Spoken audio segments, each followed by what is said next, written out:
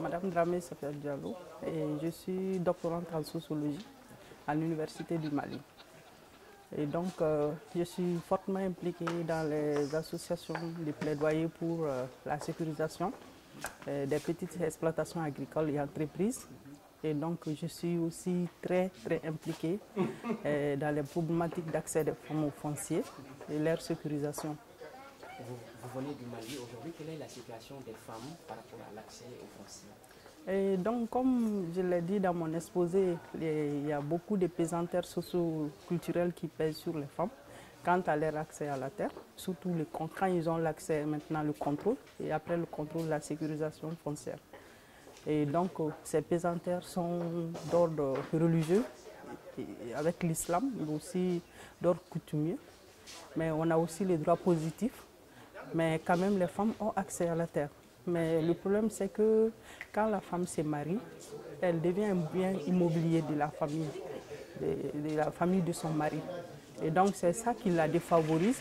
Et aussi, après le décès de son mari, elle ne peut qu'être propriétaire provisoire de la terre. Et donc, c'est jusqu'à ce que son fils garçon devienne majeur.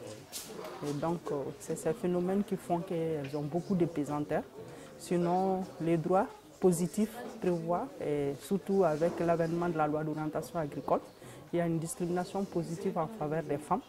Et il est dit qu'à chaque fois qu'il y a des terres aménageables, et au moins que 15% des parcelles reviennent aux femmes, et les parcelles les plus fertiles.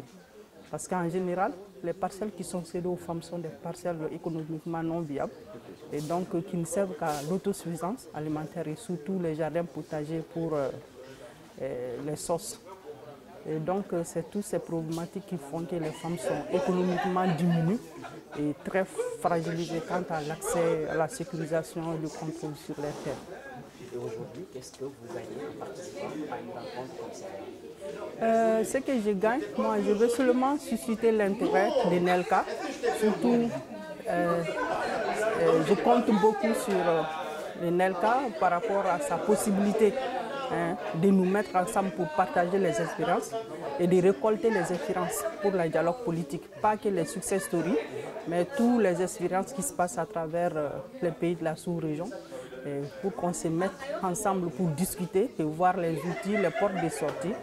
Et donc que NELCA s'assure de la diffusion des bonnes pratiques pour que tout le monde ait les mêmes niveaux d'information. Merci.